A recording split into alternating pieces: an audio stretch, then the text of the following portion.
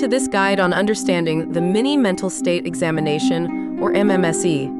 In this video, we'll explore the structure, purpose, and practical applications of the MMSE, one of the most widely used tools in assessing cognitive function.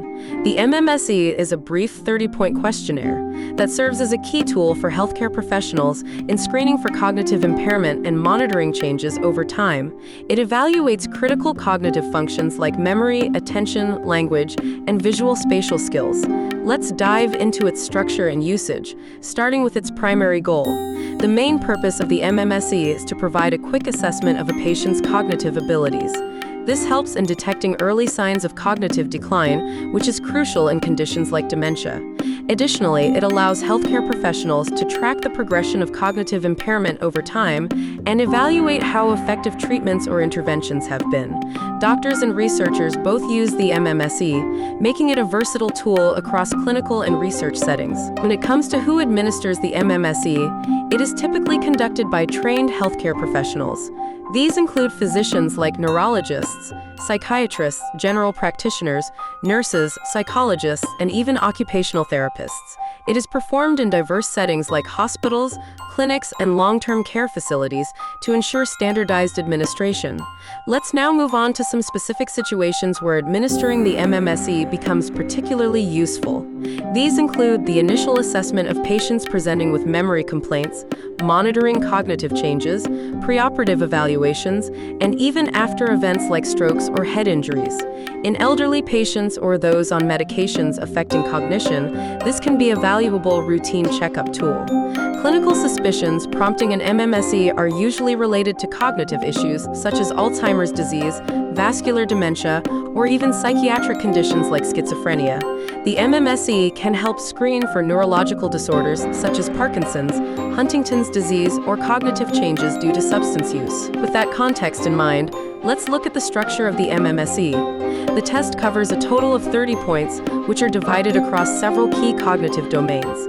It tests orientation to time and place, memory, attention, language, and motor activities.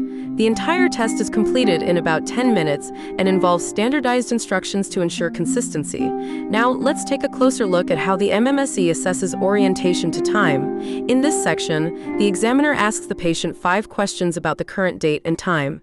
Each correct answer, such as the correct year or day of the week, scores the patient 1 point, with a maximum of 5 points in this section. This is followed by orientation to place, where patients are asked about their current location. For instance, they might be asked, "What country are we in?" or "What floor of the building are we on?" Once again, scoring is 1 point for each correct answer, with a maximum of 5 points available. Let's begin with the registration section of the MMSE, which contributes 3 points to the total score. Here, the examiner names 3 unrelated objects, slowly and clearly, such as apple, table, and penny. The patient is then asked to repeat these objects back. This tests immediate memory, and scoring is straightforward. The patient receives 1 point for each object correctly repeated on the first attempt. Next, we move on to the attention and calculation section, which is worth 5 points. In this section, there are 2 options for testing. Option 1 is known as serial sevens. The patient is asked to subtract 7 from 100 and continue subtracting sequentially. The expected answers would be 93, 86, 79, 72, and 65.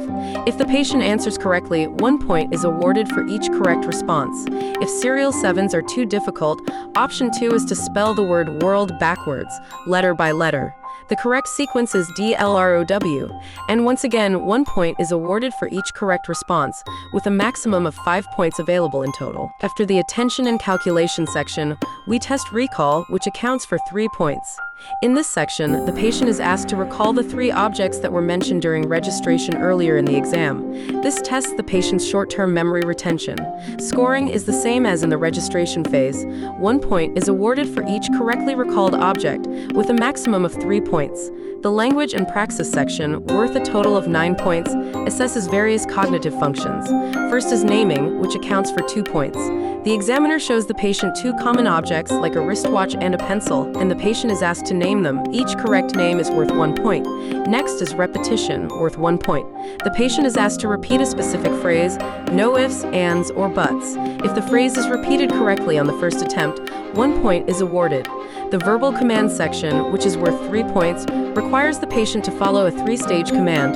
The command is, take this paper in your right hand, fold it in half, and put it on the floor. This tests the ability to understand and execute complex instructions, and the patient receives 1 point for correctly completing each part of the command. In the written command section, the patient is given a written instruction, close your eyes. This tests the patient's ability to read and comprehend simple commands. If the patient follows the instruction and closes their eyes, they are awarded 1 point. Writing is another component, worth 1 point.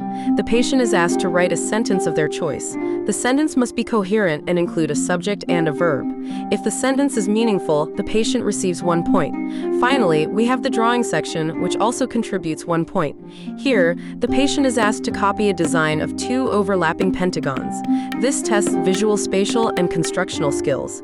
If the patient correctly reproduces the figure with all angles and intersections, 1 point is awarded. Now, let's look at how MMSE scores are interpreted. The maximum possible score is 30 points.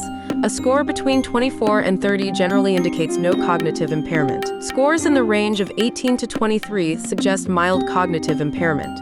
And finally, a score of 0 to 17 indicates severe cognitive impairment. It is important to note that educational level and cultural background can significantly influence these scores.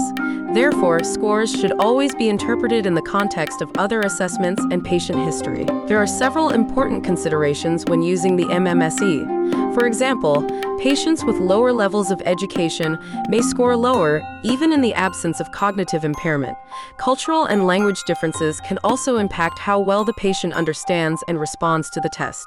Additionally, sensory impairments like hearing or vision loss can affect performance.